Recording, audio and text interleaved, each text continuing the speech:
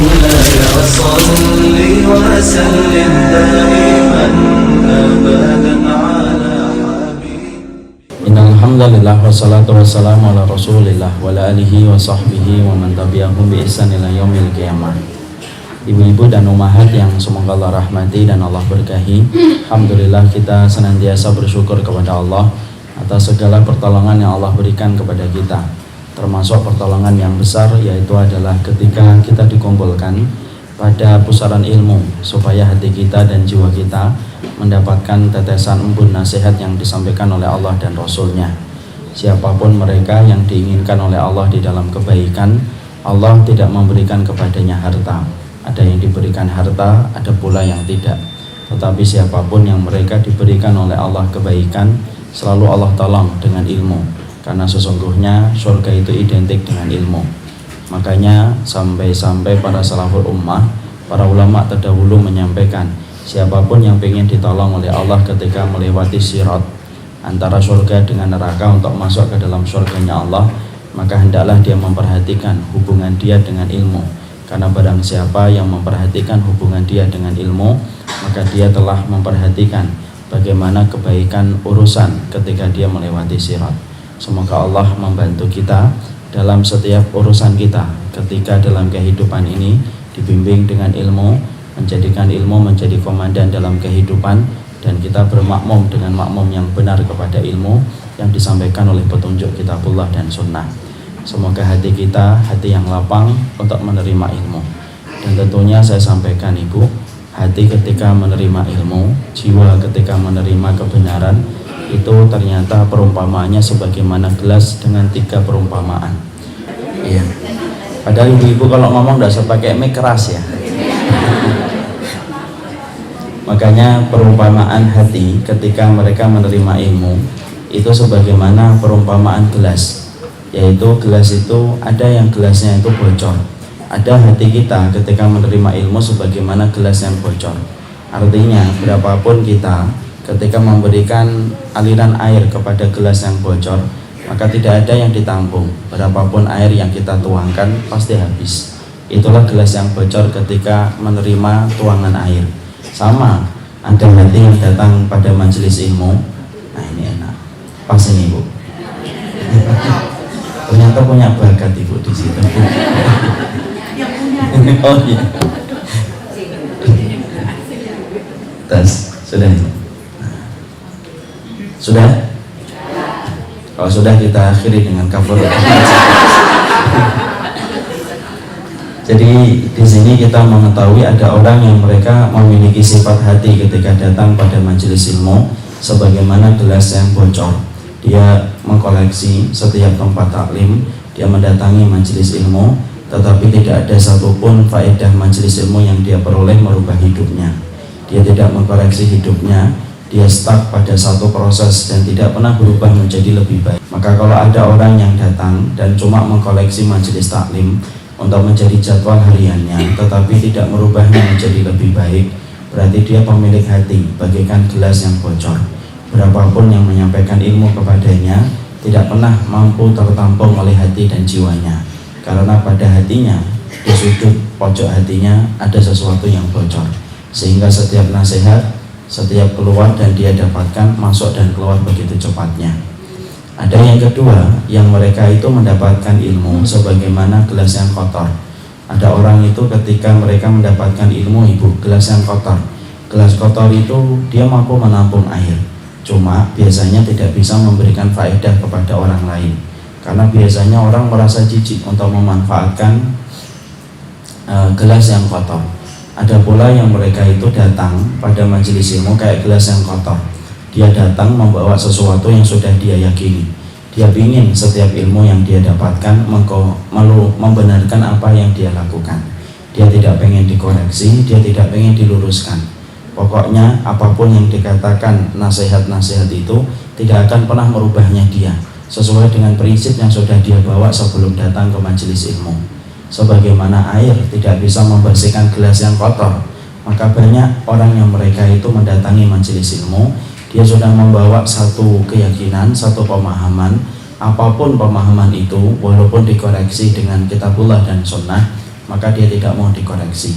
Biasanya tipe orang yang semacam ini, kalau kemudian mendapati sang pemateri menyampaikan sesuatu yang menyinggung kebiasaannya, dia itu akan marah. Biasanya tidak datang lagi ke kajian. Datang lagi, Mbak, enggak lah, kemarin ustadznya nyindir saya. Padahal ustadznya enggak nyindir dia, kenal juga enggak, ya kan? Itu ada yang kedua. Ada yang ketiga, yang datang membawa gelas yang, ada yang datang sebagaimana gelas yang bersih tidak bocor. Dia datang ke majelis ilmu, dia siap untuk menerima nasihat yang disampaikan oleh Allah dan Rasulnya. Tentunya yang menyampaikan pun harusnya juga menyerap apa yang dia sampaikan. Lalu kemudian dia menampung setiap ilmu yang dia dapatkan, merubahnya, memberikan faedah. Sebagaimana gelas yang bersih memberikan faedah yang banyak. Gelas yang bersih itu bisa dimanfaatkan, kemudian bisa diteguk airnya, dan akhirnya memberikan kebaikan bagi orang yang meneguknya. Inilah yang kita harapkan. Semoga kita datang pada majelis ilmu tidak sebagaimana pengkoleksi majelis taklim, sebagaimana gelas yang bocor, mengkoleksi banyak air tetapi tidak ada yang dia tampung. Bukan pula sebagaimana gelas yang kotor, datang membawa prinsip dan tidak mau dibenarkan ketika sudah mendapatkan kebenaran yang lebih kuat.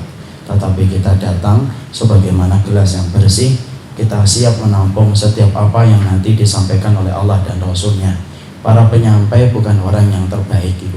Orang yang menyampaikan bukan orang yang terdepan dalam ketaatan, tetapi orang yang menyampaikan hanyalah seorang laki-laki, hanyalah seorang wanita meneruskan estafet dakwah yang disampaikan oleh Rasul. Tetapi mereka pun juga menjadi objek dari apa yang dia sampaikan kepada umat dan jamaahnya. Inilah yang menjadikan kita memahami. Semoga Allah memberikan kepada kita ilmu, dan semoga hati kita sebagaimana gelas yang bersih, mudah menerima setiap nasihat yang disampaikan oleh Allah dan Rasulnya. Dan semoga hati kita jauh lebih besar daripada ilmu yang kita dapatkan, supaya ilmu justru melapangkan hidup kita dan tidak membuat sesak hidup kita. Barakallahu fikum. Kepada Allah kita bersyukur, kepada Allah kita menggantungkan segala urusan kehidupan kita, dan kepadanya pula kita berharap semoga Allah tidak meninggalkan kita walaupun sekejap mata. Amin insyaallah. Saya sebelum menyampaikan tema yang akan kita kaji dalam kesempatan hari ini, kita akan menyampaikan sebuah tema, kuterima keputusanmu. Itu adalah tema yang akan kita bahas. Tapi sebelum kita menyampaikan tentang tema ini, saya perlu menyampaikan permintaan maaf. Saya sudah berangkat sepagi mungkin, Ibu. Tadi qadarullah memang ikhwan yang biasa nyampirin saya, qadarullah sedang keluar kota, sehingga kemudian tadi saya sebenarnya jam 9 sudah di pintu tol Pancoran, tetapi qadarullah ditutup. Saya tidak tahu kalau ditutup, karena biasanya saya tidur kalau kemudian mau taklim. Saya baru tahu kalau itu ditutup. Ikhwan yang nyetirin saya lupa memberitahu kalau di situ biasanya ditutup. Qadarullah ma yasha. Mungkin Allah memberikan saya keterlambatan karena Allah tahu jamaah di sini adalah jamaah yang bersabar. Aminnya ikhlas insyaallah.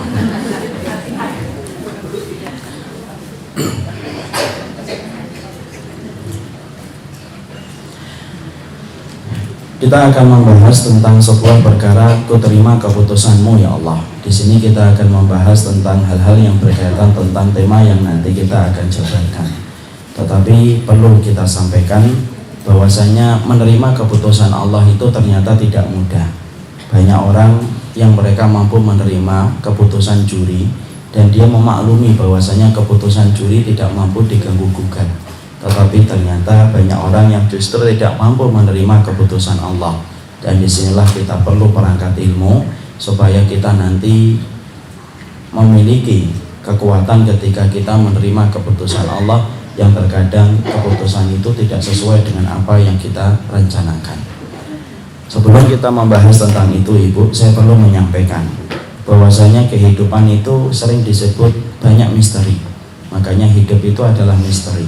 Disitulah kita paham karena pada dasarnya kenapa para pujangga, para penyair sering menyebut kehidupan ini bagaikan misteri. Karena kita tidak pernah tahu apa yang akan menimpa kepada kita di waktu sore nanti, dan apa yang menimpa kepada kita di waktu malam, bahkan apa yang menimpa kepada kita di waktu besok dan lusa. Kita tidak pernah tahu dan tidak pernah sadar.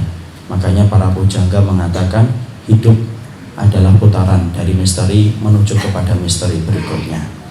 Ketika kita memaklumi itu, bahwasanya kita sepakat dengan para pujangga ketika mengatakan hidup itu adalah misteri, disitulah kita paham, kita pasti sudah dijelaskan oleh Allah dan dijelaskan pula oleh Rasul bagaimana menghadapi misteri ketika banyak perkara yang tidak kita duga dan tidak kita rencanakan itu datang menyapa kehidupan kita.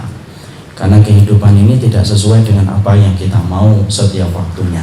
Karena kita paham, di balik kegembiraan ada kesedihan, di balik rasa tertawa pasti ada air mata. Dan kita paham pula di balik masa sehat kita mendapatkan sakit, dan di balik kemudahan pasti ada kesulitan. Dan kita tentunya harus paham bagaimana ketika nanti dalam kehidupan kita, ketika melewati kesedihan, melewati kesulitan, melewati perpisahan dan masa sakit. Karena kalau kita melewati kegembiraan biasanya tidak butuh banyak ilmu. Melewati masa sehat biasanya orang rata-rata senang. Melewati pertemuan biasanya orang itu gembira. Tetapi banyak perkara yang justru kita tidak pernah duga, bahwasanya kita akan pasti merasakan penderitaan, kita pasti akan merasakan perpisahan, kita akan merasakan kesulitan, sebagaimana pasti kita merasakan sakit yang akan menimpa kepada kita. Dan tentunya kita paham pula, orang yang beriman, semakin dia beriman, semakin dia merangkai hidupnya dengan ilmu, semakin besar cobaannya. Berarti ujiannya tidak sedikit ketika kita telah mengikrarkan diri bahwasanya kita ingin menjadi orang yang beriman di hadapan Allah. Nah, inilah yang menjadikan kita harus betul-betul tahu bagaimana pirantinya kalau tiba-tiba Allah itu menakdirkan kita mendapatkan cobaan, karena cobaan itu keniscayaan, cobaan itu kepastian, dan kita tidak pernah tahu kapan.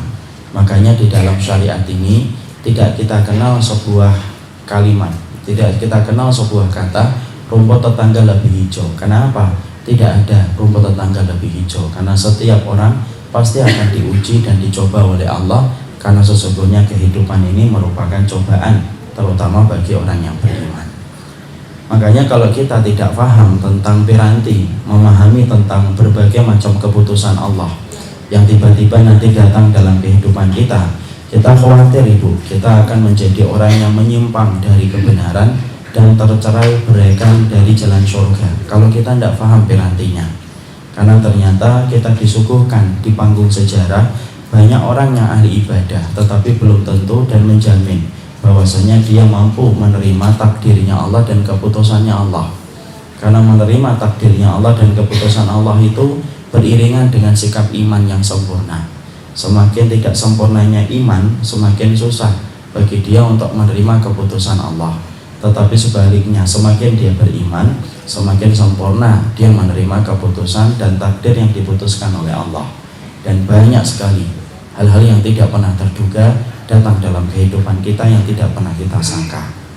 Imam Ibnul Jauzi itu menerangkan kisah nyata tentang orang yang disangka oleh beliau adalah ahli ibadah, tapi ternyata ahli ibadah ini tidak melahirkan proses dan tidak melahirkan prinsip untuk mengimani takdir dengan sempurna. Yaitu adalah ketika Ibnul Jauzi itu melihat, saya itu melihat ada orang yang senantiasa sholatnya itu tepat waktu dan tidak pernah lengser dari shaf yang pertama selama bertahun-tahun, tetapi sampai Allah memberikan ujian dan cobaan kepadanya, cobaan dan ujian yang menimpa kepadanya, anak yang paling dia sayangi dimatikan oleh Allah, diwafatkan oleh Allah ketika dia sedang jatuh cinta kepada putranya yang beliau kasihi semata tunggal kemudian tunggal anaknya semata wayang. Maka kemudian ketika beliau mendapati ujian itu, semua ibadah yang telah dia lakukan itu tidak menjadikan hatinya lapang menerima takdir. Maka kemudian dia langsung berkata, ya Robku, kenapa engkau tidak mengabulkan doaku untuk memanjangkan umur anakku? Ibnu Jauzi kaget, bagaimana ada orang ahli ibadah kemudian selalu berada pada shaf yang pertama, sujudnya bersama dengan kaum muslimin, dan tidak pernah lengser dari shaf yang pertama. Tetapi ternyata ketika Allah memberikan kepadanya cobaan, dialah yang menggugat apa yang telah diputuskan oleh Allah. Memang kita tidak menafikan cobaan dicabutnya anak itu cobaan yang berat, tapi itulah kehendak Allah. Kita tidak pernah tahu apa yang Allah mau. Dan ingin saya sampaikan Ibu, Allah itu kalau sudah mencintai kita Ibu, salah satu di antara paket ujian yang Allah berikan kepada orang yang Allah cintai, Allah itu akan mematikan anak yang paling kita cintai kalau kita sudah dicintai olehnya. Masa Ustaz? Iya. Mana dalilnya? Dalilnya adalah ketika Rasulullah bersabda, Innallaha idza ahabba abdan, Allah itu kalau mencintai seorang hamba, maka Allah itu akan perintahkan malaikat maut dan berkata kepada malaikat maut, Inza samrata fuadihi, wahai malaikat maut, sesungguhnya aku mencintai hambaku itu, dan dia memiliki anak yang menjadi buah hatinya. Samrata fuadi, samrot itu buah, fuad itu artinya hati. Cabut nyawa buah hatinya. Kenapa Allah itu mencabut nyawa buah hati dari seorang ibu ketika Allah mencintai ibu ataupun seorang bapak? Karena Allah ingin tahu apakah cintanya kepada Allah itu dikalahkan dengan cintanya kepada anak, atau cintanya kepada Allah itu tetap kokoh walaupun dicabut anak yang dia cintai. Maka kemudian malaikat maut turun, kemudian mencabut anak yang paling dia cintai dari orang yang dicintai oleh Allah. Malaikat maut naik ke atas melaporkan kepada Allah, saya sudah mencabut nyawa buah hatinya ya Allah. Kemudian Allah berkata, Mada yaqulul abd, apa yang dikatakan hambaku itu ketika dicabut nyawanya? Hambaku itu berkata, Hamidaka wastarja'a, dia memujimu dan mengucapkan kalimat istirja, wahai Allah. Lalu kemudian Allah mengatakan, Ubnu lahu baitan fil jannah, kalau gitu buatkan sebuah rumah untuk dia dan kemudian tempatkan di surga, dan namakan rumah itu Baitul Hamdi, rumah pujian, rumah yang Allah tidak berikan kecuali orang yang diuji dengan kematian anaknya ketika dia bersabar dan tetap memuji Allah. Nah, disitulah kita paham, kita tidak pernah tahu apa yang akan menimpa dalam kehidupan kita sebagaimana yang menimpa kepada orang yang hidup pada masa Imam Ibnu Jauzi. Makanya apa yang menimpa kepada orang soleh itu ternyata kita disuguhkan dengan sebuah perkara.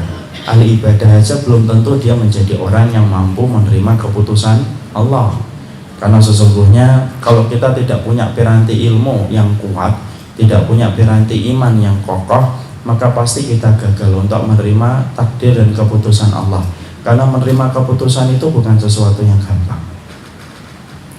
Dan itu kemudian terulang kembali pada satu kisah yang disampaikan oleh ayah saya. Ayah saya cerita tentang salah satu temannya beliau, seorang dai. Beliau penyampai dai, pusat rohani TNI pada zaman 70-an, 60-an, 70-an. Kemudian seorang dai, tetapi diuji oleh Allah dengan ujian yang tidak ringan. Anak yang pertama buta, anak yang kedua buta, anak yang ketiga buta, anak yang keempat, anak yang ketiga buta. Saat itu dia mulai oleng ketika dia mendapati 3 anaknya buta. Kita harus paham pada tahun akhir-akhir 60-an dan awal-awal 70-an, maka sesungguhnya ilmu kedokteran belum semaju hari ini yang bisa untuk mendiagnosa penyebab kebutaan anaknya itu apa. Maka kemudian tahun 67, 66, 67, 68, 69 itu, maka beliau sudah punya anak persis dengan umurnya kakak saya yang pertama. Kemudian ternyata buta, yang kedua buta, yang ketiga buta.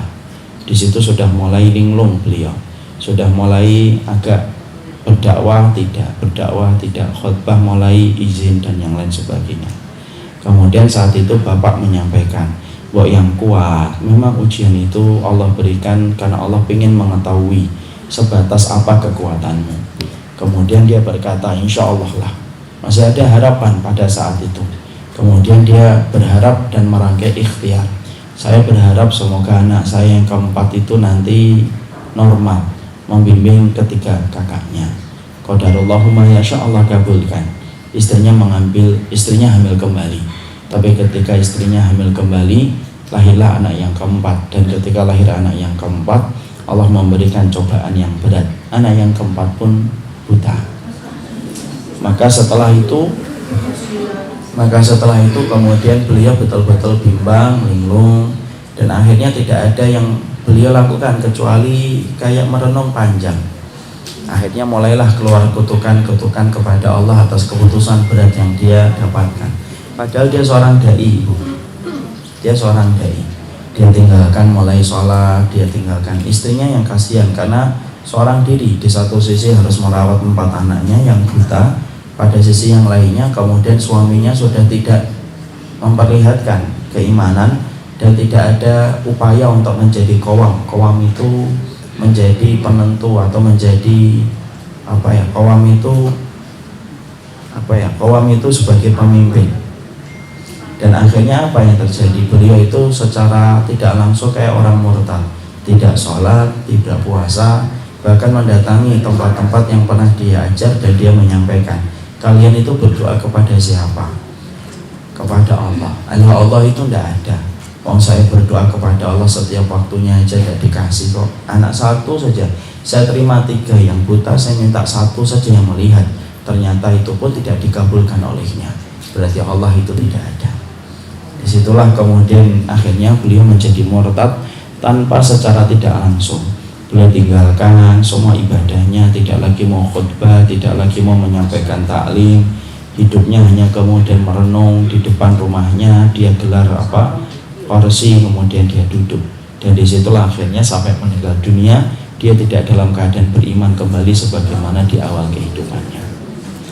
Itu kisah nyata, ibu. Disitulah kita mengetahui betul, kita tidak pernah tahu apa yang akan menimpa pada kehidupan kita. Karena semakin kita beriman, semakin besar cobaan dan ujiannya, ibu.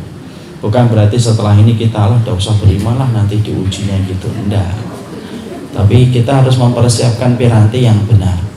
Jangan sampai kemudian tidak beriman sama sekali. Kalau kemudian ini tidak beriman, loh kok nggak beriman? Iya, daripada nyawa anak saya nanti dicabut. Enggak juga. Tapi kita berusaha bagaimana dalam kehidupan ini kita berusaha mempersiapkan piranti-piranti yang harus kita lakukan, karena keimanan itu berbanding lurus dengan proses. Karena keimanan itu berbanding lurus dengan proses ketika kita mengimani takdir. Kalau kita tidak mengimani takdir, maka sesungguhnya tidak ada kehidupan iman setelah kita tidak mengimani takdir. Abu Darda itu mengatakan, tidak ada perkara yang paling penting setelah kita beriman kecuali mengimani takdir. Makanya inilah yang menjadikan kita berusaha betul. Ternyata memahami keputusan Allah itu tidak ringan, dan banyak perkara yang harus kita pelajari terlebih dahulu supaya kita paham, supaya kita mengerti. Kalau tiba-tiba keputusan Allah berbeda dengan apa yang kita yakini dan apa yang kita mau, apa yang harus kita lakukan? Pahami ilmunya supaya kita tidak sampai menyimpang, dan supaya kita tidak sampai tercerai-berai dari jalan Allah yang lurus, yang mencerai-beraikan kita dari surga. Karena surga tidak pernah didekatkan sama orang yang tidak mampu beriman kepada takdir Allah secara sempurna. Inilah yang menjadikan kita memilih apa yang kita bahas dalam kesempatan hari ini. Sebelum kita mengetahui bagaimana cara kita untuk kemudian memahami tentang takdir, karena takdir itu merupakan bagian dari keputusan Allah, kita harus paham terlebih dahulu ada 4 poin penting yang kita harus pahami sebelum kita nanti mengimani bagaimana kaidah Ahlussunnah ketika beriman kepada keputusan Allah dan takdirnya Allah. Ada 4 perkara yang harus kita yakini bersama tentang perkara-perkara yang bisa membantu kita untuk mengimani kepada keputusan Allah. Kalau tiba-tiba Allah uji ibu dengan suami, Allah uji dengan anak, Allah uji dengan harta, Allah uji dengan apapun yang tidak pernah kita duga dan tidak pernah kita bayangkan sebelumnya. Mari kita membicarakan dulu apa 4 poin yang harus kita pahami. Poin yang pertama adalah pahami bahwasanya kita ini adalah budak ataupun hamba. Pahami bahwasanya kita ini adalah budak atau hamba.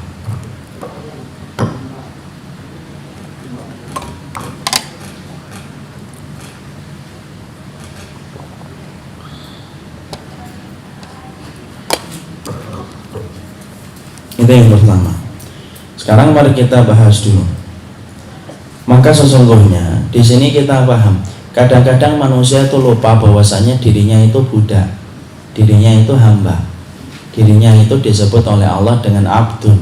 Ibu tahu yang namanya abdun? Abdun itu kalau kita membahasakan dengan jalan, thoriqun mu'abbad, itu jalan yang diinjek-injek terus, itu namanya abdun atau mu'abbad. Jadi ibu misalkan keluar nih, ada tempat yang ibu sering injek-injek terus, ibu lewatin.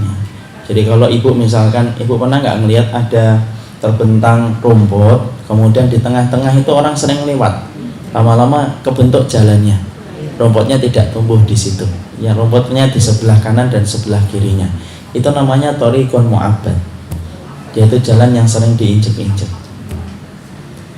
Dan Allah itu menyebutkan bahwasanya kita ini abdun ibu. Abdun itu apa? Ya hamba dan budak. Kenapa ingin saya sampaikan ini? Karena sesungguhnya para ulama memberikan nasihat. Banyak manusia itu lupa bahwasanya dirinya itu adalah abdun, bahwasanya dirinya itu adalah hamba. Padahal kemudian kita semuanya ini adalah budaknya Allah. Dan namanya budak itu tidak pernah melakukan sesuatu yang bukan pada kapasitasnya. Mengatur itu bukan kapasitas budak. Namanya budak kok ngatur? Majikan yang ngatur. Dan kita kemudian akhirnya harus paham, banyak orang yang hari ini tidak mampu menerima takdir yang disampaikan oleh Allah, karena sesungguhnya takdir yang mereka miliki ternyata itu tidak mampu dia terima, karena dia budak tapi bermental majikan. Kalau sudah bermental majikan susah. Makanya ketika Allah memberikan satu keputusan, akhirnya dia gugat, dia tidak terima, dia merasa tidak nyaman dengan keputusan Allah itu. Kenapa? Karena banyak manusia itu membanggakan dirinya dan lupa bahwasanya dirinya budak, padahal dia itu adalah budak, dan kemudian Allah itu adalah Rabb yang menguasai alam semesta. Kalau kita ini budak ibu, ya tempatkan diri kita budak. Jangan pernah kemudian menempatkan diri kita budak, tetapi mental kita itu mental majikan. Allah yang ngatur kok. Allah itu yang ngatur semuanya, dan itu kehendak bagi Allah. Sebagaimana ketika kita memaklumi proses bahwasanya ketika ada majikan menyuruh pembantunya untuk bangun, menyuruh budaknya untuk bangun, menyuruh budaknya untuk ngepel, itulah yang disebut dengan majikan. Adapun yang namanya budak mendengarkan apa yang disampaikan majikan dan melaksanakan apa yang diperintahkan oleh majikan. Jadi sumber masalah dalam kehidupan hari ini adalah banyak orang yang mereka itu lupa, karena dilupakan oleh setan bahwasanya dirinya itu budak. Kalau orang itu sudah lupa dirinya budak, proses menggugat syariat itu terjadi karena mereka itu lupa kalau dirinya budak.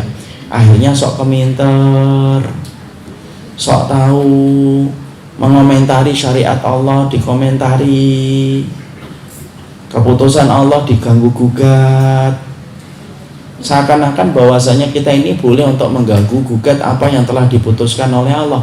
Padahal kita lupa ayat dari awal sampai akhir itu semuanya itu menyampaikan kepada kita bahwasanya yang menggenggam kehidupan kita itu Allah, dan kita ini hanyalah budak.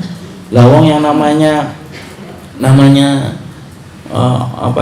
bawahan, office boy aja itu kemudian tidak banyak bertanya kok sama atasan kok. Ada nggak office boy banyak tanya kepada atasan?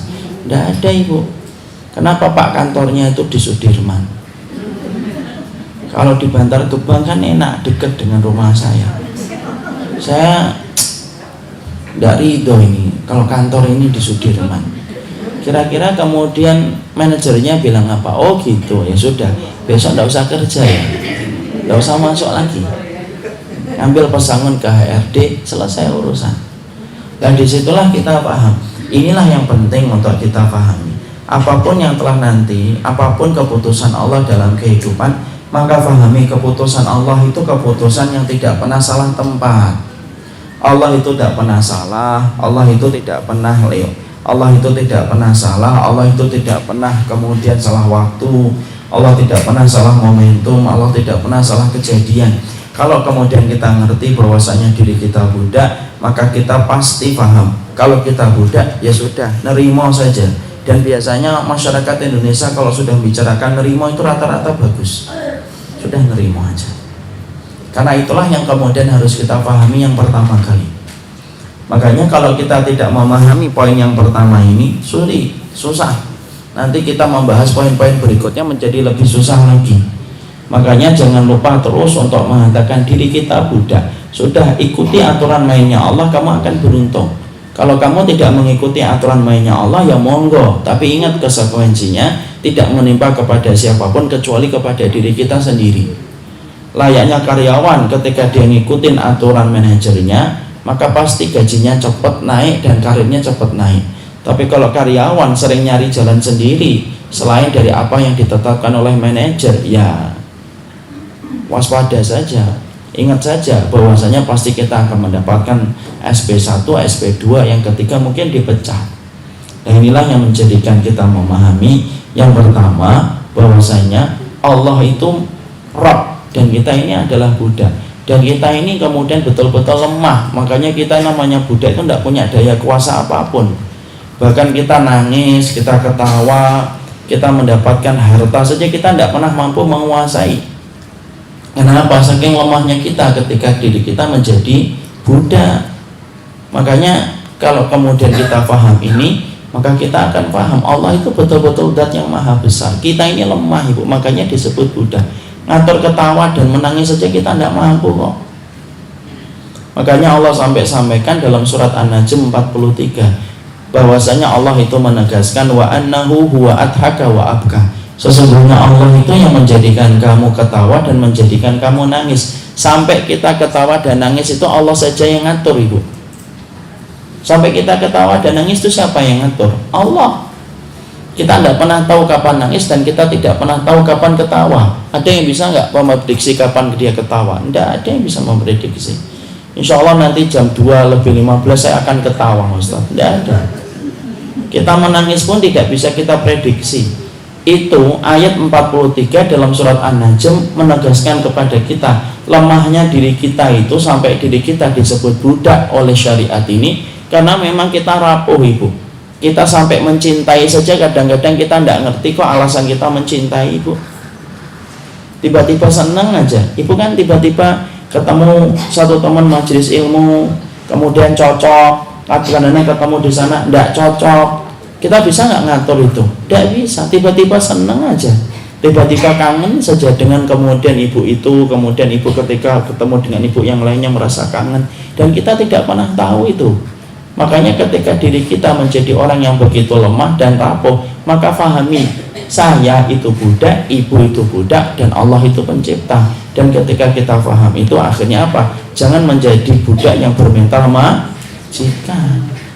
Akhirnya apa? Tenang kehidupan kita kalau sudah mengakui Allah itu adalah pencipta dan Allah itu yang menguasai apapun dalam kehidupan kita. Sampai ketawanya kita Allah yang tahu, sampai menangisnya kita Allah yang tahu. Sampai kita melakukan ibadah Allah yang membantu, sampai kita melakukan ketaatan Allah yang ngasih pertolongan. Ya sudahlah, kalau memang budak-budak, tidak usah bermental majikan.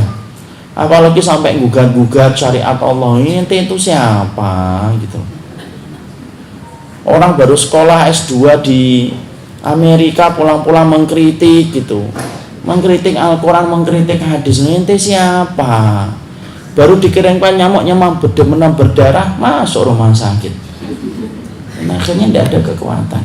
Kita ini ngadepin apa-apa, ngadepin nyamuk aja kita kemudian masuk rumah sakit, kena DP selama 1 pekan masuk ke rumah sakit. Itu yang pertama. Yang kedua yang kita harus pahami, maka ketika kita memahami bahwasanya kita budak, maka Allah itu berhak untuk menentukan dan jangan tanya apapun keputusan Allah. Yang kedua, Allah itu berhak menentukan, Allah itu berhak menentukan, dan jangan tanya keputusan Allah. Jangan tanya-tanya keputusan Allah.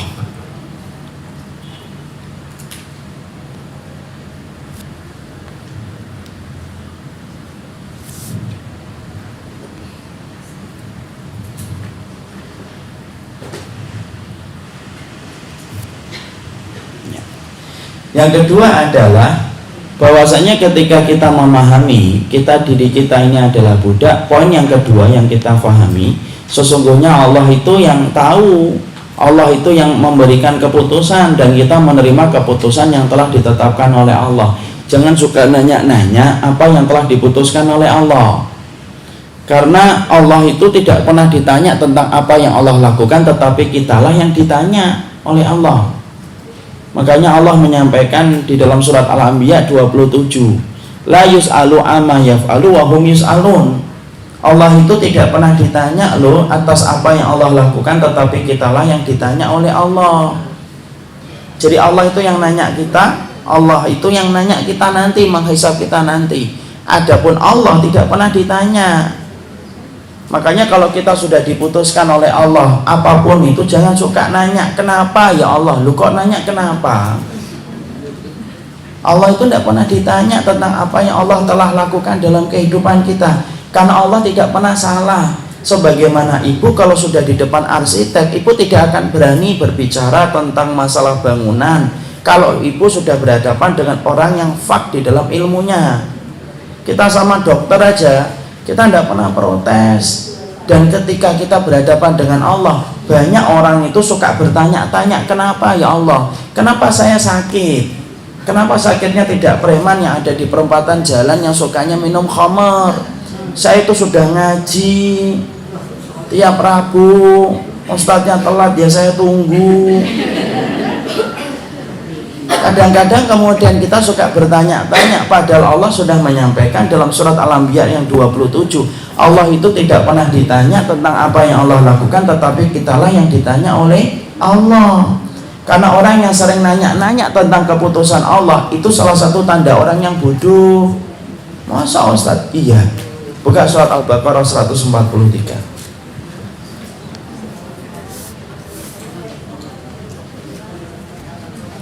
Surat Al-Baqarah 142, maaf, 142. Bu Ika dibaca. Orang-orang yang kurang akalnya di antara manusia akan berkata, apakah yang memalingkan mereka dari kiblatnya atau Baitul Maqdis yang dahulu mereka telah berkiblat kepadanya? Katakanlah, kepunyaan Allah lah timur dan barat. Dia memberi petunjuk kepada siapa yang dikehendakinya ke jalan yang lurus. Allah itu menyampaikan tentang orang musyrikun yang mereka itu bertanya-tanya, karena dulunya kaum muslimin itu sholatnya menghadap ke Baitul Maqdis, kemudian berubah menghadap lagi ke Masjidil Haram. Ketika melihat perbuatan itu, maka orang musyrikun itu berkata, kenapa sih ma wallahum an qiblatihim allati kanu 'alaiha? Kenapa kok ini kok berubah-ubah? Ketika Allah menyampaikan sifat orang yang suka bertanya-tanya, kenapa kiblatnya kok berubah-ubah? Allah menyampaikan dalam bentuk kata sufaha. Sufaha itu safih, kalau bahasa kita bodoh, kalau bahasa lebih lembutnya kurang ilmu, kurang akal.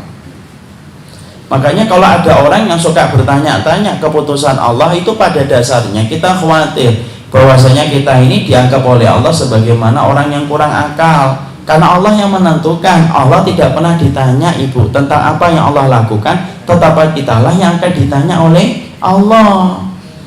Karena sesungguhnya Allah itu mustahil salah milih waktu, Allah mustahil salah milih orang, Allah mustahil milih salah kejadian. Semuanya diatur oleh Allah dengan detail dan tidak ada yang luput dari detailnya ilmunya Allah. Makanya Allah itu melarang orang yang beriman itu banyak bertanya.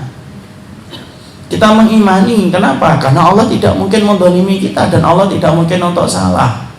Jadi apapun yang Allah kirimkan dalam kehidupan kita, bukan Allah tidak ketahui ibu. Ketika anak ibu 5 salah satunya betul-betul memusuhi ibu, bukan Allah tidak tahu, Allah tahu.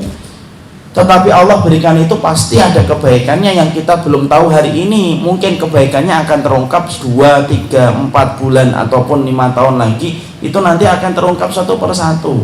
Tapi yang jelas jangan suka tanya-tanya keputusan Allah. Kenapa? Allah tidak suka banyak orang yang suka bertanya keputusan Allah itu kenapa? Kenapa maghrib 3? Kenapa isya 4? Ya karena kita harus paham ilmunya kita dengan ilmunya Allah itu tidak sama. Makanya karena kita tidak sama, kita tidak mampu dan belum mampu menjangkau apa yang ditetapkan oleh Allah. Kenapa? Kualitas akal kita tidak sama dengan apa yang diketahui oleh Allah. Kayak anak kecil kalau ngobrol dengan kita ibu, anak kecil kan tidak tahu apa-apa, kualitas akalnya ya sebatas dia apa yang dia tahu kan. Tapi kita semakin dewasa, cara kita bicara itu kadang-kadang kita bicara anak kita itu tidak paham. Ngomong apa sih mah, tuh kan? Padahal kita ngomong, mamanya ngomong begini loh dik, begini loh kak, ini kata Rasulullah begini, kata Rasul begini kak, gini-gini. Anaknya mandangin, bengong gitu. Paham kak? Enggak, tuh kan? Kenapa enggak paham? Padahal bahasanya sama-sama bahasa Indonesia. Karena ilmunya ibu dengan ilmunya anak ibu itu enggak sama. Makanya kita dituntut untuk membahasakan dengan bahasa yang dipahami oleh anak-anak. Kenapa? Akalnya anak itu beda dengan akalnya ibu. Makanya kalau ngomong sama anak, gini loh nak, kalau Allah Ta'ala, enggak nyambung ibu. Makanya kemudian ketika kita sesama manusia aja kadang-kadang kita enggak paham, apalagi kita di hadapan Allah. Makanya kita punya iman, dan iman itulah yang menjadikan kita tidak banyak bertanya keputusan Allah itu kenapa. Karena apa? Dalam surat Al-Baqarah 142 tadi Allah itu menyampaikan sesungguhnya salah satu ciri khasnya orang yang bodoh itu adalah banyak bertanya tentang keputusan Allah. Ya Allah, kenapa harus dia, bukan yang dia? Tidak bisa kita tahu ibu.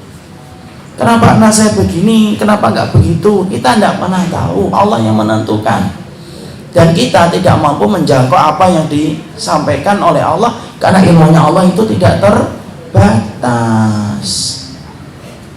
Makanya kita kemudian diperintahkan di dalam memahami keputusan Allah, kita diperintahkan bagaimana ketika kita memahami keputusan Allah, jangan banyak nanya, karena Allah itu yang berhak untuk menentukan, dan kita tidak berhak untuk apapun kecuali menerima dengan iman. Ibu ngaji itu salah satunya untuk menundukkan hati, melembutkan hati supaya patuh, terima, ridho dengan keputusan Allah. Itu fungsinya ngaji.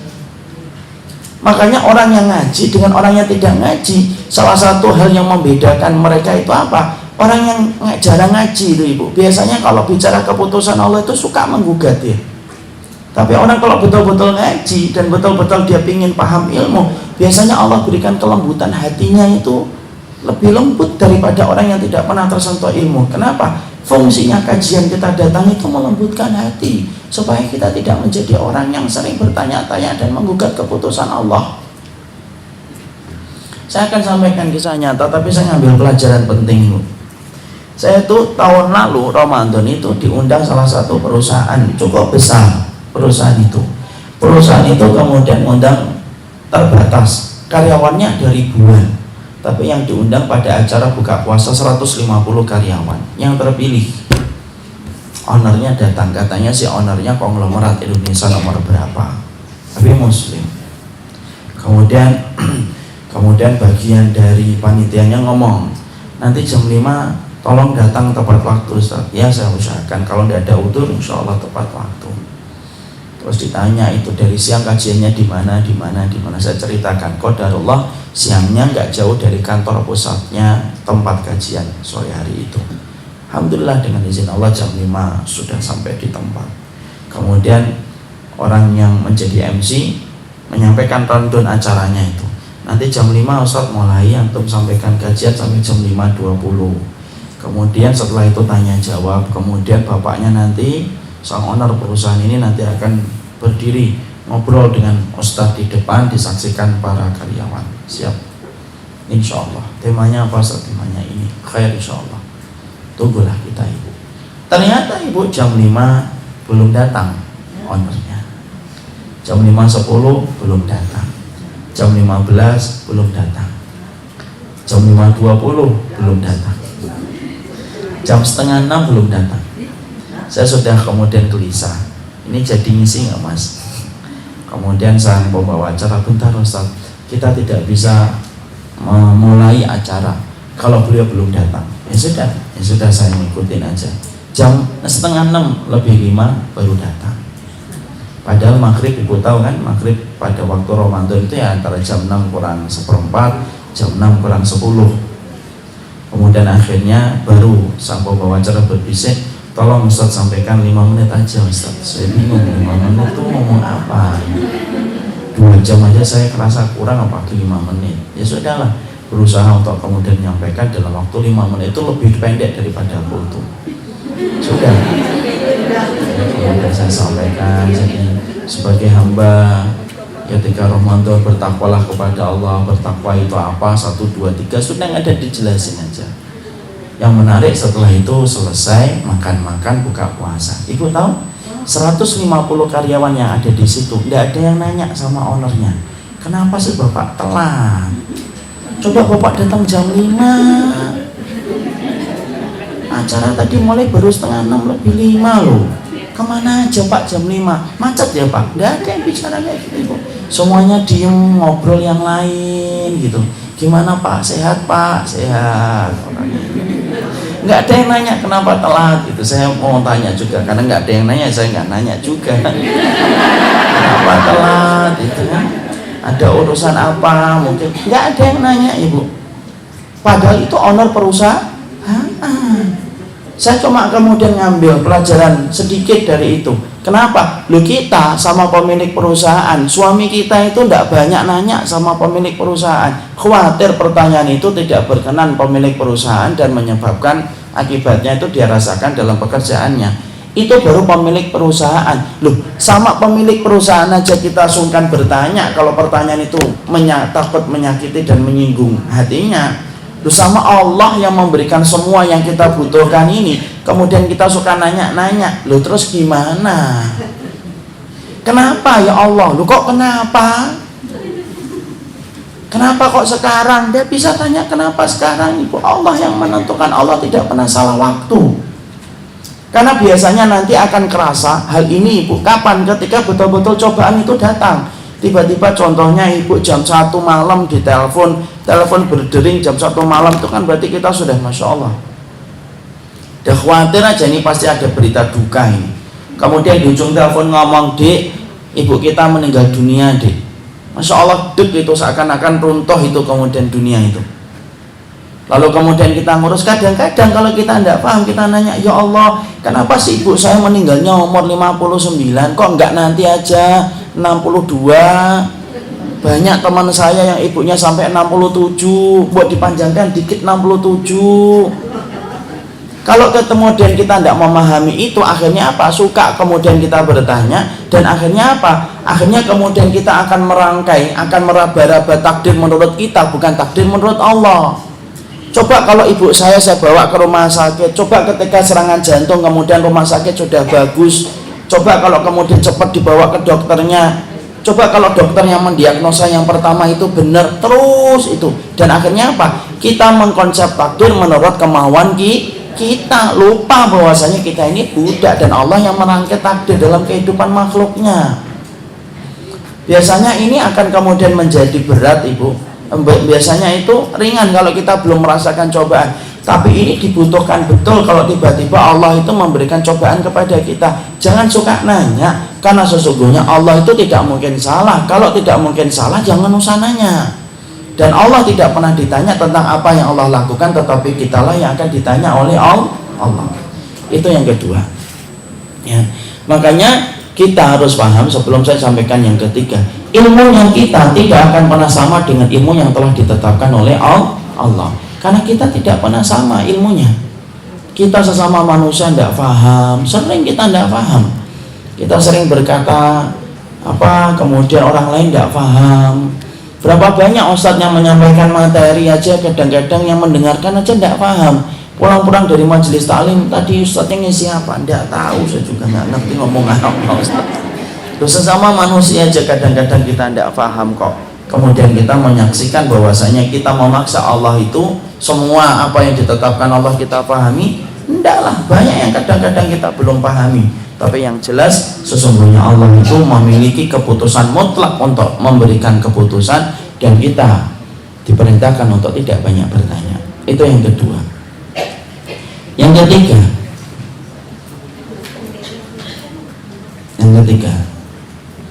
kaidah yang ketiga adalah kita harus paham bahwasanya sifat rahmatnya Allah itu begitu luas, dan sifat rahmatnya Allah itu berlaku dalam setiap ketetapan dan perbuatannya. Rahmatnya Allah itu luas, dan setiap perbuatan Allah itu disertai dengan rahmat.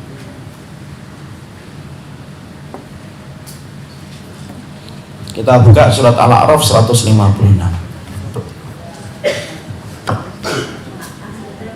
Al-A'raf 156.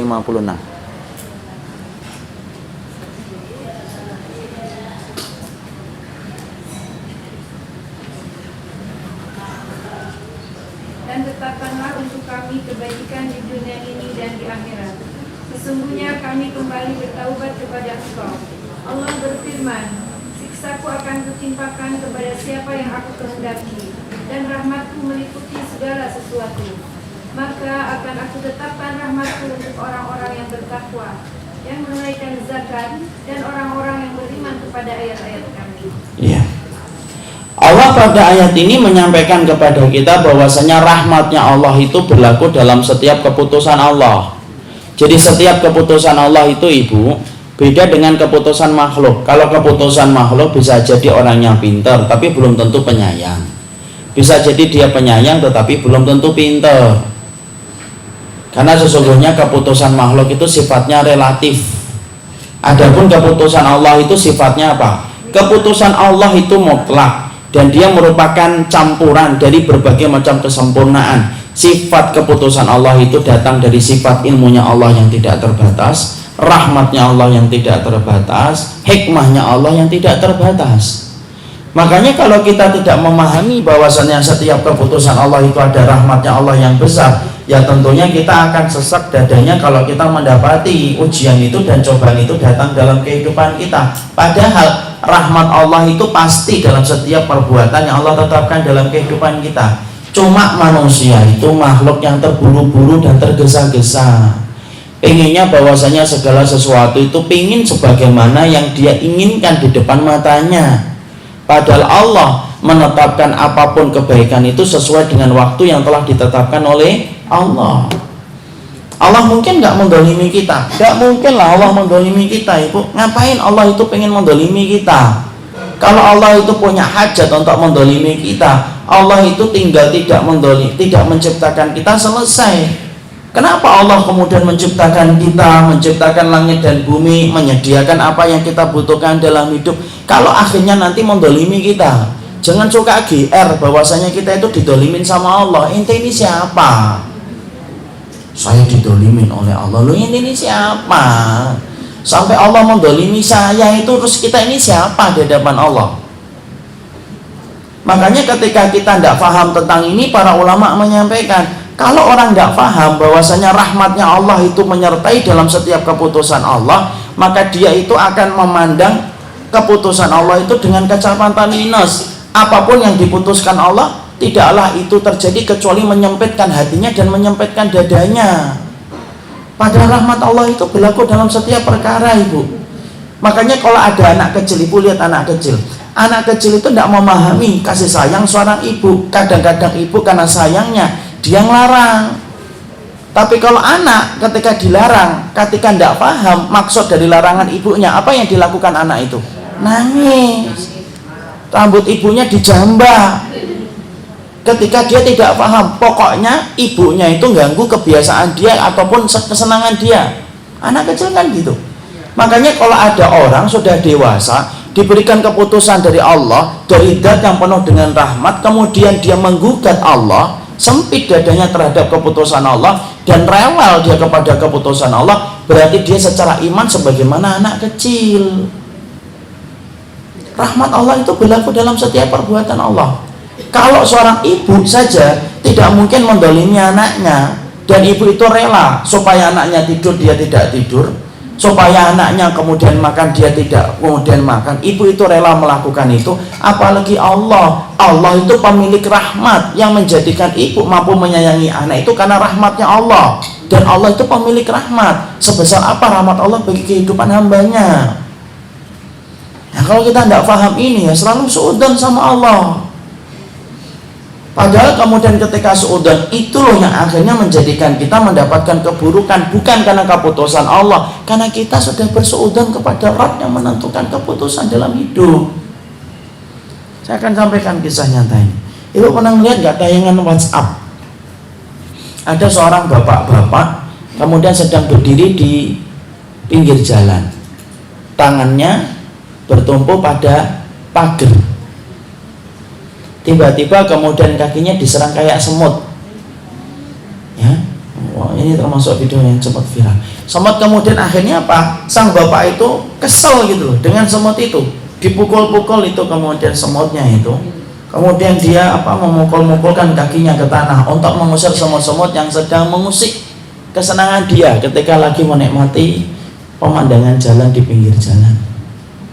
Dia kemudian pukul-pukul kakinya gitu. Akhirnya dia bergeser dari tempat yang sebelumnya.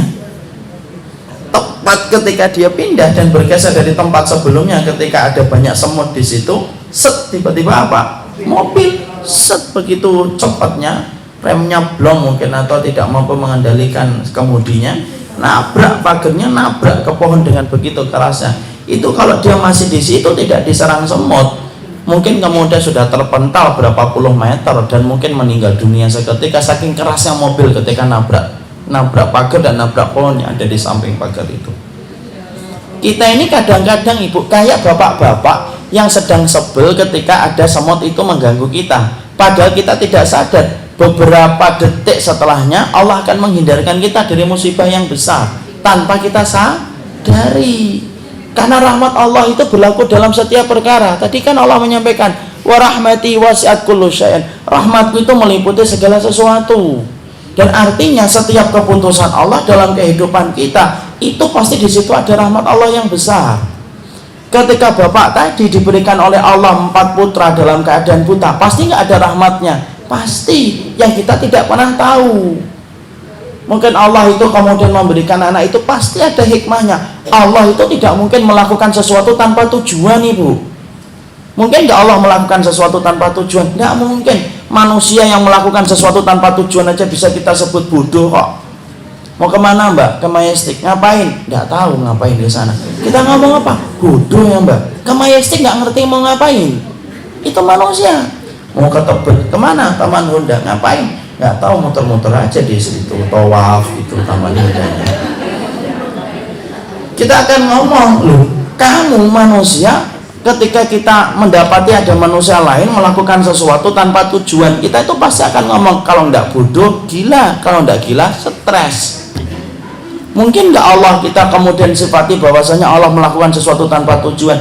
Enggak mungkin. Allah menetapkan kepada bapak yang tadi dilihat oleh Imam Ibnu Jauzi itu meninggal, itu pasti ada tujuannya. Ketika Allah memberikan 4 putra dalam keadaan buta, Allah pasti punya tujuan untuk itu. Allah ketika memberikan orang tua saya 2 putra dalam kode Down syndrome, itu pasti ada tujuannya. Semuanya telah ditetapkan oleh Allah dan tujuan Allah itu tidak pernah lepas dari rahmatnya Allah. Kalau kita tidak paham, kita akan menggugat takdir terus. Akhirnya apa? Baru bertengkar dengan suami sedikit menggugat takdir. Coba mas dulu SMS-mu nggak kesasar sama saya.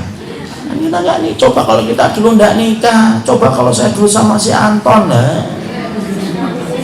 Semuanya sudah nggak ada.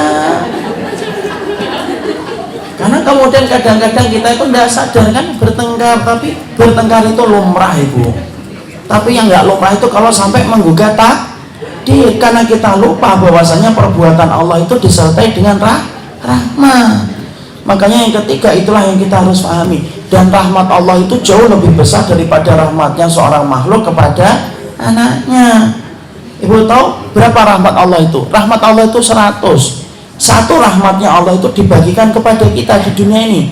Saya menyayangi istri, istri menyayangi suami, ibu menyayangi suami, ibu menyayangi anak. Binatang buas kemudian menyayangi anaknya dan tidak menerkam anaknya walaupun lapar. Itu satu rahmatnya Allah dibagi dari semenjak Nabi Adam sampai kemudian nanti, semenjak Nabi Adam sampai nanti manusia yang paling terakhir melihat tanda kiamat. Itu rahmatnya Allah. Sampai orang jatuh cinta, sampai ngejar orang yang dia cinta, itu satu rahmatnya Allah itu. Dan masih ada berapa? 99 rahmat. Dan kita bisa bayangkan betapa sempurnanya Allah dalam rahmatnya. Dan setiap tujuan dalam hidup itu tidak mungkin bertentangan dengan rahmatnya Allah. Wong seorang ibu aja kalau kemudian saya sampaikan kan, ibu itu kalau kemudian punya ayam 1, anaknya minta ayam, ibu kasih ayamnya atau tidak? Kasih. Itu ibu. Ibunya makan apa? Sambal sama timun. Ayamnya cuma dicium aja. Karena apa? Dia pengen memberikan kepada anaknya. Kalau bapak-bapak beda. Kalau ayamnya satu, bapaknya ngomong separuh-separuh, nah kamu kulitnya. Itu kalau bapak. Kalau anak, kalau ibu enggak. Loh, kalau ibu sedemikian besarnya, disitulah kita paham rahmatnya seorang Allah. Rahmatnya Allah itu jauh besar. Jadi keputusan Allah itu bersama dengan rahmatnya Allah. Kemudian yang keempat, tidak ada takdir yang buruk kecuali manusia sendiri yang mendolimi dirinya. Tidak ada takdir yang buruk kecuali manusia itu yang mendolimi dirinya. Ini harus kita pahami dulu. Tidak ada takdir yang buruk.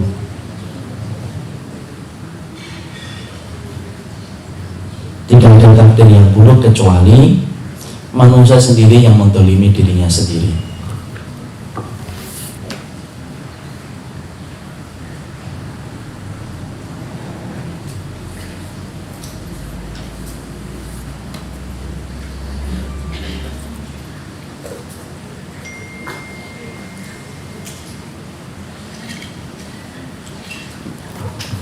Kemudian yang keempat, inilah yang kita pahami bahwasanya takdir Allah itu tidak ada yang buruk.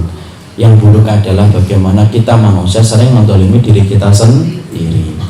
Takdir yang buruk itu perumpamaannya gini, ada yang kita pandang buruk tetapi belum tentu buruk di hadapan orang lain. Contoh, ada seorang pasien itu ternyata dia infeksi. Waliyatubillah, kita meminta keselamatan untuk diri kita. Ada orang infeksi kakinya, dan ternyata infeksinya sudah menjalar ke atas, sudah mau menjalar ke atas.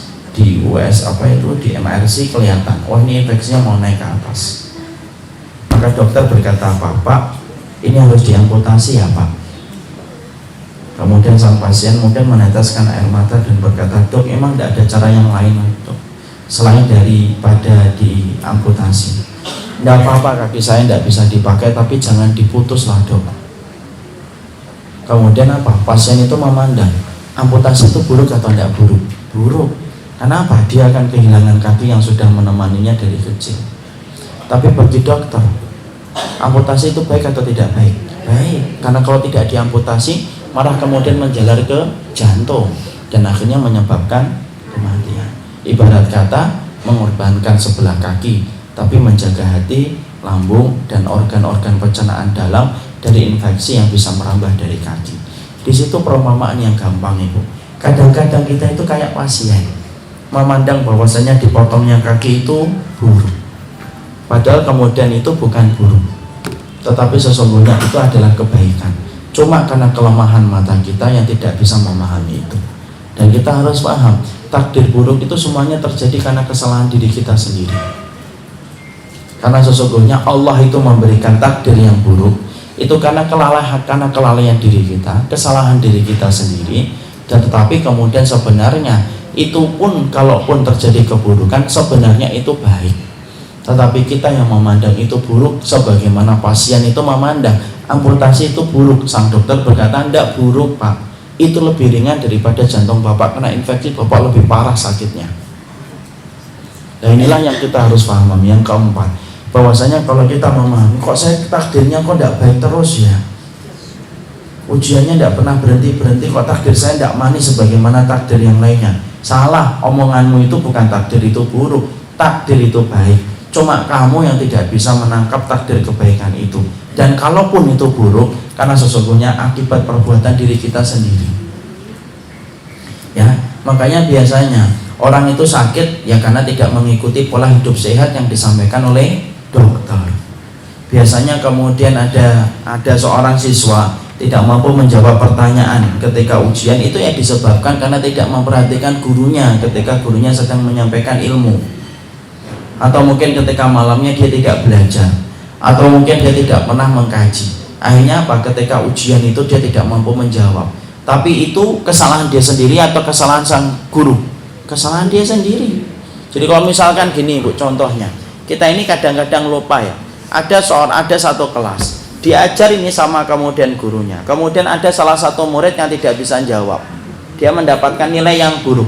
Nilai yang buruk itu akibat kesalahan guru atau karena muridnya itu? Muridnya. Karena banyak murid yang lainnya yang dapat 10, dapat 9, dapat 10, dapat 9, dia doang yang dapat 2. Maka yang kita salahkan gurunya atau muridnya?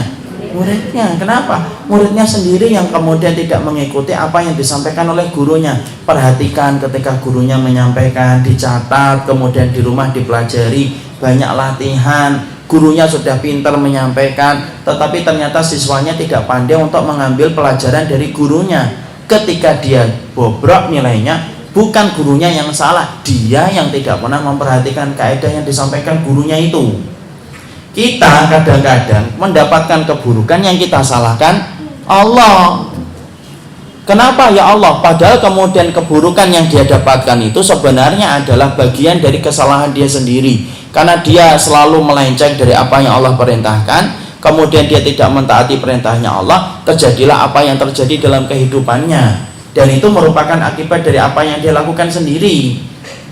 Makanya kemudian takdir buruk itu sebenarnya tidak ada.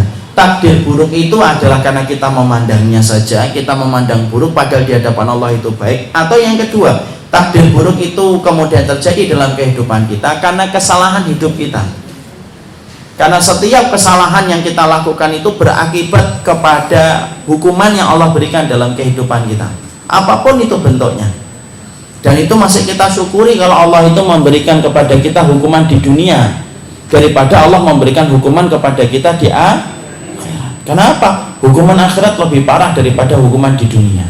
Tapi yang jelas disitulah kita mengerti sesungguhnya poin yang keempat ketika memahami keputusan Allah. Yang keempat itu apa? Tidak ada takdir buruk. Yang buruk adalah cara pandang kamu terhadap takdir itu, atau takdir buruk itu kamu peroleh karena kelalaian diri kamu ketika tidak memperhatikan apa yang Allah perintahkan. Makanya Masya Allah kan Ibu lihat, makanya kalau kita perhatikan jujur ya Ibu ya, kenapa ya negeri-negeri muslim dengan tingkat cobaan yang luar biasa malah justru sedikit sekali orang yang mereka mati bunuh diri, padahal mereka adalah orang yang lebih berat untuk mati bunuh diri. Suriah itu Ibu, selama saya dulu 1 bulan di sana, waktu 4 tahun 5 tahun yang lalu, saya tidak pernah itu mendapati ada orang yang mati bunuh diri. Mauritania coba, kemudian negeri-negeri muslim dengan cobaan-cobaan yang berat, tapi jarang kita dapati mereka itu mati bunuh diri. Tapi perhatikan negeri-negeri kafir. Negeri-negeri kafir itu Masya Allah, salah satunya yang paling tinggi tingkat kematian itu mana? Jepang. Jepang itu sampai punya hutan yang harus dijaga tentara, karena hutan itu menjadi tempat favorit untuk mati bunuh diri. Kenapa kemudian mereka yang kemudian di negeri-negeri yang penuh dengan cobaan yang lebih layak untuk mati bunuh diri dengan cobaan yang berat? Di Suriah itu Ibu mendapatkan rumah yang utuh kayak gini susah Ibu, bahkan mustahil kita dapatkan. Mendapatkan keluarga yang sempurna, masih lengkap keluarganya, sulit. Sama dengan Ibu mencari keluarga yang sempurna pasca kejadian tsunami di Aceh, kan susah nyari keluarga yang sempurna. Ada yang bapaknya hilang, ada yang ibunya meninggal, ada yang kakaknya kemudian terseret dengan banjir. Di Suriah itu kayak gitu. Anda Masya Allah, kita semangat. Tapi kenapa kemudian mereka tetap beriman kepada takdir? Karena sesungguhnya mereka betul-betul tahu bahwasanya mengimani takdir itu menjadi perkara yang menopang kehidupan iman mereka. Hari ini Ibu, kenapa kita sering menggugat keputusan Allah? Karena sesungguhnya salah satunya adalah karena kita tidak punya berarti ilmu untuk memahami takdirnya Allah. Orang-orang di Suriah ketika mereka dalam kondisi yang seberat itu ujiannya, Ibu tahu dikiranya apa kalau mereka itu habis menceritakan musibah yang menimpa kepada keluarganya? Dikiranya mereka itu mengatakan Allahul Karim, Allahul Karim, Allah itu maha baik, Allah itu maha baik. Padahal rumahnya sudah ditinggalkan, anggota keluarganya separuh sudah meninggal dunia, tidak punya kerjaan, tidak ngerti besok makan apa Ibu. Salah satu di antara beratnya ujian dan cobaan di Suriah itu Ibu, sampai orang itu kalau ditanya besok makan apa itu tidak bisa menjelaskan. Kalau kita ini kan Ibu hidup hari ini, nanti makan siang kita sudah bisa memprediksi makan apa, nanti sore kita sudah bisa memprediksi makan apa yang kita mau. Tapi di sana susah, sulit. Tapi kenapa mereka tetap mengatakan Allahul Karim, Allah itu maha baik, Allah itu maha baik? Karena keimanan mereka itu sebanding dan berbanding lurus dengan keimanan mereka kepada keputusan Allah. Inilah yang pengen saya sampaikan, supaya kemudian kita paham. Kalau kemudian nanti tiba-tiba Allah menakdirkan kita mendapatkan cobaan hidup yang tidak pernah kita duga, pahamilah piranti itu 4. 1, kita ini budak. 2, jangan banyak nanya karena Allah itu tidak mungkin salah. Yang ketiga, pahami bahwasanya rahmat Allah itu berlaku dalam setiap perbuatannya. Dan yang keempat, tidak ada takdir yang buruk. Takdir yang buruk itu karena kesalahan kita ketika tidak mendekat kepada Allah. Inilah yang kemudian menjadi mukadimah. Tapi sebenarnya masih ada piranti memahami takdir, tapi tidak apa-apalah. Kita sampaikan ini dulu supaya kita paham. Ternyata ketika kita mendapatkan cobaan dalam hidup, ada 4 yang kita pegang. 1, kita budak. 2, jangan suka nanya. 3, rahmatnya Allah berlaku dalam setiap keputusannya. Dan yang keempat, takdir buruk itu terjadi karena kesalahan dan kelalaian diri kita. Barakallahu fikum. Ini yang dapat kita sampaikan dan kita jelaskan dalam pertemuan kali ini. Semoga Allah merahmati kita dengan kebaikan dan Allah merahmati kita dengan keberkahan. Tidak, insya Allah ini semoga kalau nanti Allah memberikan cobaan-cobaan dalam hidup kita, semoga Allah kuatkan hati kita dan Allah kuatkan jiwa kita. Ini yang dapat saya sampaikan dalam pertemuan kali ini. Semoga Allah memberikan kebaikan atas apa yang kita kaji, dan semoga Allah memberikan petunjuk kepada perkara yang Allah cintai dan Allah ridhai. Barakallahu fikum. Subhanakallah. Ada pertanyaan? Tidak ada. Ini yang dapat kita sampaikan. Subhanakallahumma wa bihamdika, asyhadu an la ilaha illa anta, astaghfiruka wa atubu ilaik. Assalamualaikum warahmatullahi wabarakatuh.